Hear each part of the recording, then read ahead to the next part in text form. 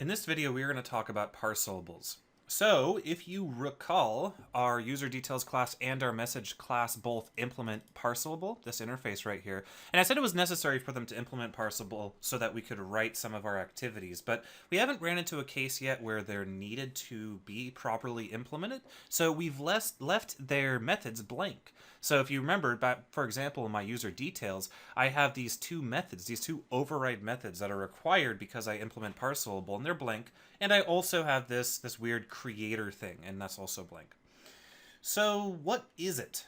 Put simply, the parcelable API is simply a way to do binary serialization of data. So Google basically wrote their own sort of serialization framework that Android understands and knows about, and that can be used in pretty much anywhere Android expects data, like, for example, in an extra or in an intent. We've already seen examples of this being done. For example, my add contact activity. Remember how we have this result contact field, which is used to extract the contact that was added, and you notice all the way down here we use it by saying intent put extra selected user. Now what is selected user? What is this field? Well, it's a user details, and it's a custom class, basically, is the point I'm trying to make. And you'll notice that if I hit Control P here and look at all these overloads, the one that's selected is the one that takes in a parcelable. So you're seeing a list right here of all the different things, all the different kinds of data that a intent or a bundle can have. And so we have our basic data types, our booleans, chars, shorts, longs, whatever. We have our basic reference types like our string and character sequence. We have our parcelable and parcelable array. We also have some other reference types such as serializable and other arrays. But the point is that what's going on here is the kinds of data that's going to be allowed to be transferred in an intent or a bundle has to implement or be one of those types. And in this case, it's going to be a parcelable. So you would have noticed, if you know much about, or if you played much or played with Java enough, you would have noticed that in that list of overloads there was a way of saving data that related to a serializable. So if you have a serializable type, then you can also save it. So why would Google invent their own serialization framework over using serializable? If you're not familiar with Java, if a class implements serializable, that allows that class to be serialized natively by Java itself, and the serialization for serializable classes happens pretty transparently, and it's super convenient. But it's not necessarily the best choice for Android, and here's why. These intents, for example, that we have, and also bundles. Remember bundles all the way back when we were talking about activity life cycles, the bundles that kind of stick around and are used to destroy and recreate an activity? These bundles and these intents are saved in memory, and they're used to recreate activities. For example, you see right here that in this intent, I'm shoving extra data into it. I'm shoving my selected user into it. Well, let's say that this activity is finished. Now his intent is sent back into the activity that invoked it. Now let's say that the user, the person holding his phone, hits the home button.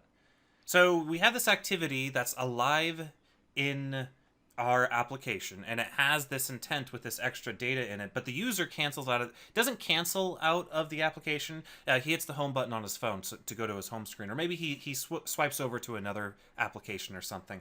And then maybe at some point, Android is going to need to reclaim the memory that your app is taking because the user is no longer using that app. So what might happen is the Android operating system might kill your app, and so your app it's still considered to be running from the user's perspective, but from the operating perspective, its memory is reclaimed. So now let's say the user comes back to your application. So at this point, the activity has to be recreated. How does it get recreated? Well, through a combination of intents and bundles. What I'm implying here is that intents and bundles are saved in either memory on the Android device itself, or they're saved on your storage. Now, in a mobile situation, both RAM and storage is a very limited resource. And the nice thing about parcelables is that they're very compact. Compared to serialization, Java serialization, the parcelables are more compact, and they're also faster. So CPU is another resource that you have to consider when working in a mobile application. Parcelables, it's a binary serialization format and happens very, very quickly compared to Java serializable. So basically, all it comes down to is, or most of what it comes down to is, that Google created this serialization framework in order to facilitate fast and compact serialization at the expense of additional complexity. So, because of the way that the Parcelable works, we have to kind of go in and we have to set up our own. We have to basically do the serialization more or less manually. But that's okay because we don't have a whole lot of things we need to serialize, and it's worth the performance and memory consumption trade-off. But anyway, I use parcelables in any time that I have a complex object that needs to be stuffed into an intent or into a bundle. So in this video, what we're going to do is we're going to convert message.java and userdetails.java into implementing their parcelableness. And it turns out that it's actually incredibly easy to do. We have 2 points that we need to consider. 2 primary points that we need to consider. The other methods are kind of ancillary. The write to parcel method is responsible for saving data, and the create from parcel is responsible for reading data. So what we see right here is when this user details object needs to be saved, when any object of this class needs to be saved, notice what's going to happen is the write to parcel method is going to be invoked, and it's going to pass in this little parcel called dest. And I personally am not a big fan of that, so we can change this to something like destination, for example. Make that a little bit clearer. I don't like shorthand and parameter names. It really irritates me. Anyway, so the parcel right here, this parcel destination, if I go ahead and I open up its autocomplete, it might become a little clearer what is going on here. Notice how we have these read stuff. We don't worry about that right now. Look at all these write things. So basically, this parcel is, well, it's just that. It's a parcel. It's this little packet of data that can be written to and read from. And anything we write to it gets written into a binary stream, basically. Now, the implementation of these methods are hidden behind a native interface, so the parcel API is actually written probably in C++ at the low level, but this is kind of a Java wrapper around it. So yeah, that's pretty much it. All we have to really worry about doing is inside of our write to parcel method, write all our fields to our destination. Inside of our creator, our create from parcel, read all of our fields from the source. Now, order is important. Because this is a binary data stream, we need to write everything in proper order. So let's just go ahead and do it. The user details, it's not that complex of a class. Let's go ahead and implement the write to parcel method real fast. So basically, it's just going to be destination.write int id. Destination.write boolean is contact, or write boolean, not boolean array. Destination.write string display name, destination.write string username, and destination.write string avatar URL. It's not write boolean, it's probably write bool, isn't it? Oh, come on. Oh, right. I can't believe I forgot that. Actually, I always forget it this every single time, and that's why I'm going to leave it in the video, because hopefully you will learn this lesson better than I have, which is there is no write boolean method on the parcel. It seems like a silly omission, doesn't it? That a boolean is a fairly straightforward type that you would expect to be able to read and write from, but for whatever reason you can't. And basically the way that we do work around this instead is we write byte instead. So I'm going to say write byte, and then I'm going to open a ternary and say 1, 0. So basically all this is saying is, oh right, there's no implicit conversion between byte literals, isn't there, in Java? My C# is showing again. Okay, let's go ahead and cast this to a byte after we go ahead and do that. Okay, so that is the correct code. Bit of a pain, but you have to do it that way. You have to go ahead, and I'm opening up ternary here, and I'm saying if is contact is true, write 1, otherwise write 0, then cast that into a byte. And that's all you do. So basically what's going to happen is when this object needs to be saved, this write to parcel method will be invoked, and then we're just stuffing it with a bunch of data. Now, no metadata comes along for the ride. This is just all straight up raw data being dumped into a stream. And so basically, that's why I was saying earlier that order is super important, because when we read from the parcel, we're going to have to read it back in the same order that we wrote it with. Okay, so let's go ahead and for the described contents, yeah, I honestly actually don't really know what this method does. I probably could go ahead and jump in the source code at some point and do a grep, but honestly, I don't worry about it too much, because documentation documentation literally says public abstract and described contents. Describe the kinds of special objects contained in this parcelable's marshaled representation. Returns a bit mask indicating the set of special objects marshaled by the parcelable. Yeah, if any of you guys can actually figure out what that means, send me an email. Okay, so let's go ahead and jump into the creator field. So the creator field is another unfortunate design decision of the parsable. I'm really not a big fan of this particular API, especially how, like, for example, for intents, there's one write method, and then they use typed overloads depending on what it is. Like, remember, like, you have this intent and you have a put extra method and it has an overload for each type, so you just have to say put extra. Well, why does it say write int, write byte, write string when it could have just done that? I don't know. But anyway, creator again is another unfortunate thing, because we're in a strongly typed language, yet this would be a runtime error if I didn't have this field. This field is kind of picked up by the whole parcelable stuff, and what it is it's a creator. So it's responsible for instantiating and basically deserializing the source parcel. This is the opposite of the write to parcel method.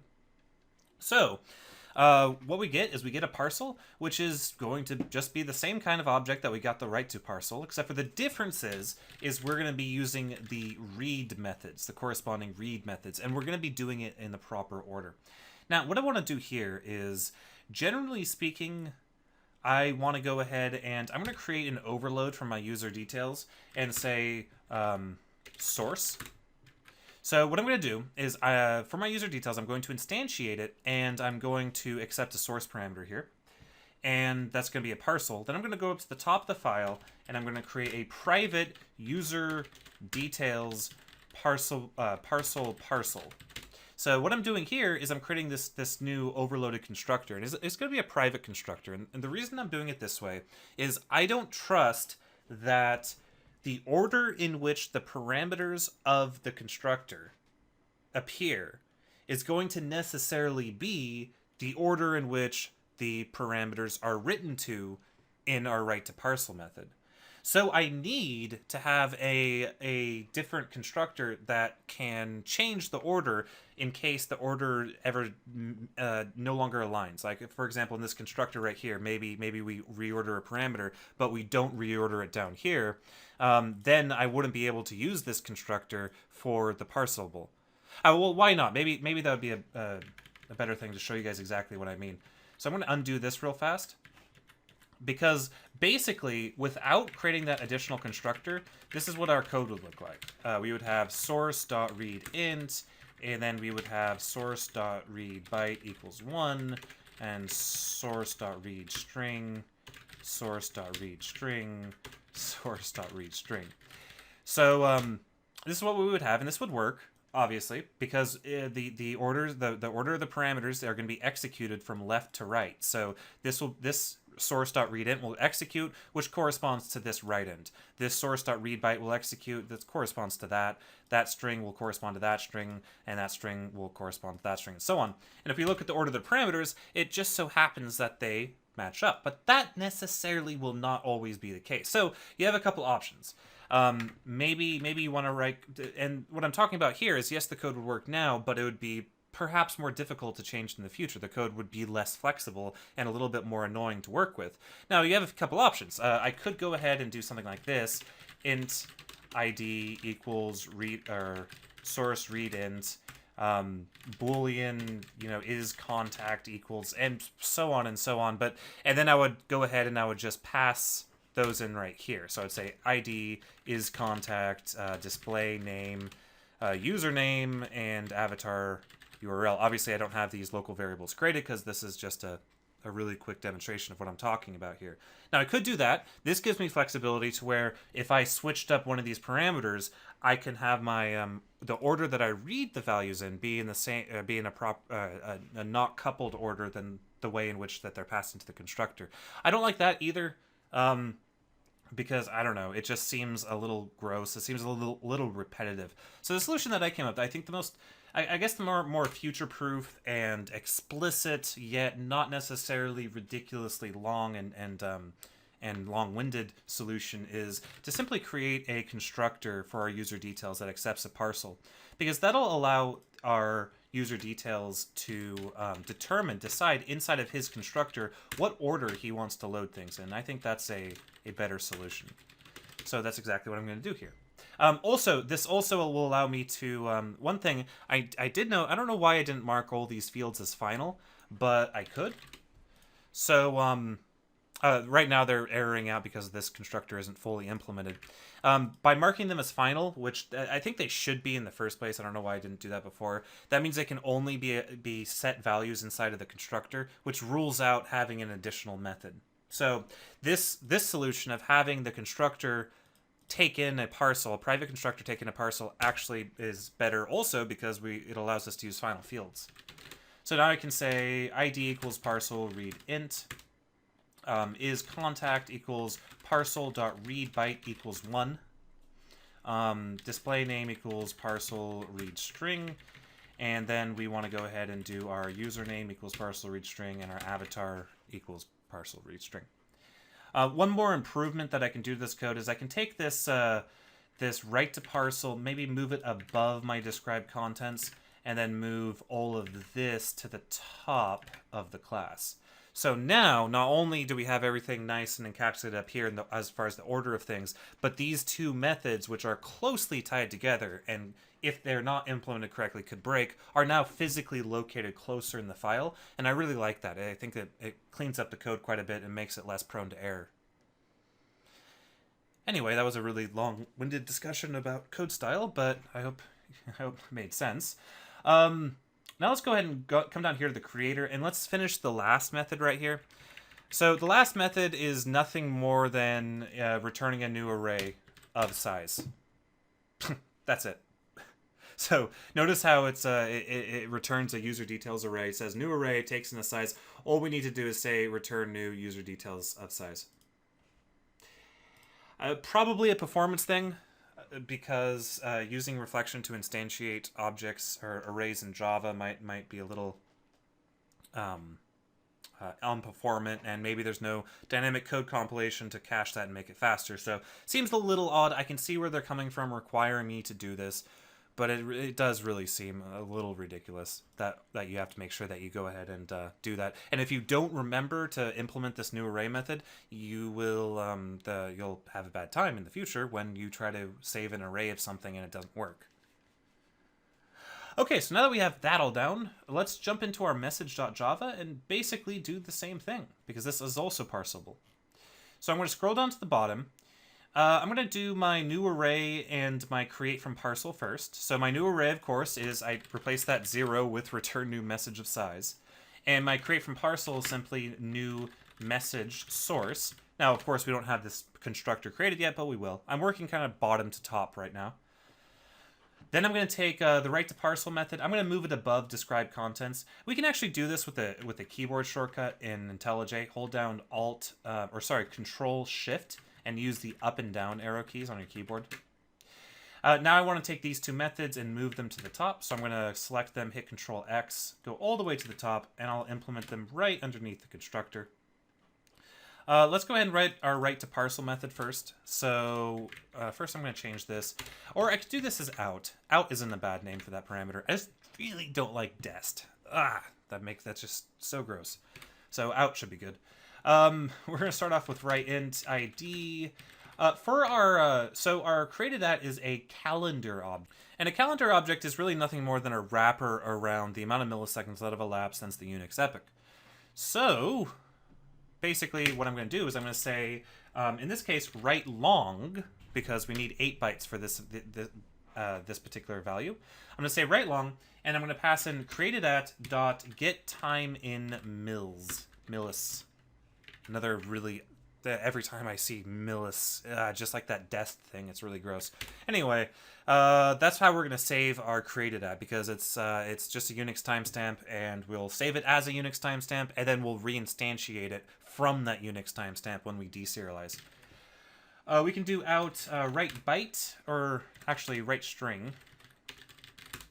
Short message. I'm gonna do the same order as the constructor just because that seems like a nice thing. But I want to point out that, like I said in the last section, it's not necessarily going to be the same thing, because there could be things that go in the constructor that aren't serialized or deserialized, or maybe there's something that's serialized and deserialized but doesn't come from the constructor. Oops. Write string. I don't know why I was writing longs there. And we can do image URL. Okay, this is actually a cool one right here. This dot other user equals other user. What is other user? He's a user details. So check this out. I can say out dot write parcelable. So you can actually kind of nest parcelables, which is really cool.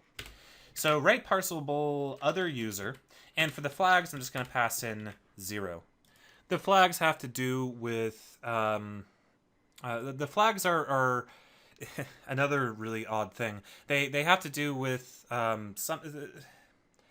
basically it's one of the few things that you might want to pass into the flags is parseable write return value, and according to that, is the parseable that you're passing in is the return value that is the result of a function, which I would imagine many things are the return value as a result of the function at some point along the code.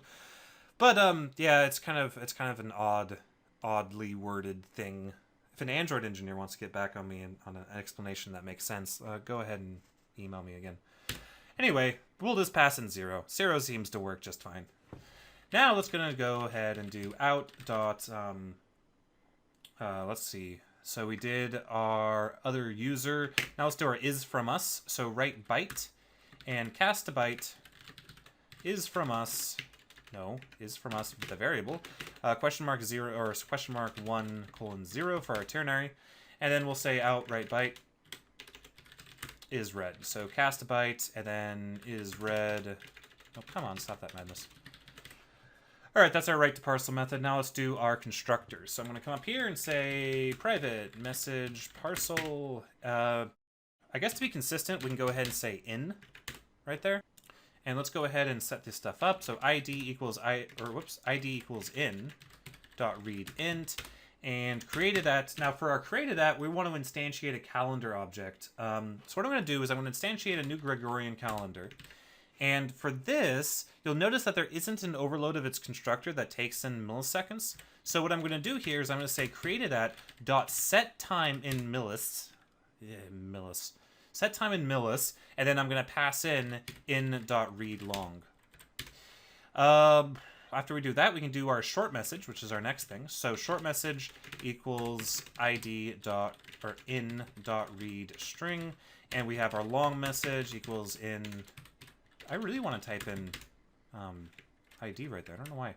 And then we have our image URL, which is in.readString. And then we have our other which is going to be cast to user in.readParcelable. And it wants us to pass in a class loader. So in this case, I'm going to pass in userdetails.class.getClassLoader for that. And of course, by cast to user, I meant cast to user details. Then we're going to go ahead and say is from us equals in.read byte equals 1, and is read equals in.read byte equals 1. All right. Yeah, I think that's about it. We will have another parsable later that we have to write, and we'll probably just go through that really quickly at some point. But I think for this video, we're pretty much done. And we can go ahead and start moving on. All right, we'll see you guys in the next one.